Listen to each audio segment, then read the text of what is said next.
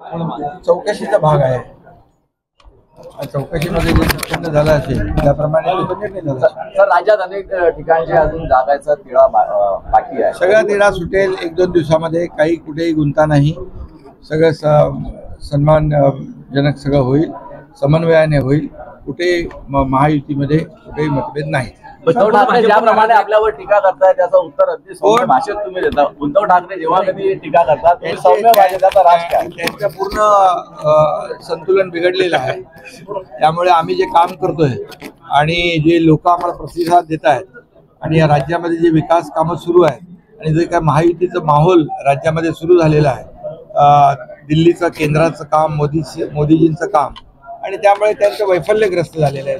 त्यामुळे ते त्यांच्याकडून दुसरी काय अपेक्षा करणार. तुम्ही एवढा सौम्य उत्तर मी सौम्य म्हणजे मी काम करतो. आरोपाला कामाने उत्तर देणार.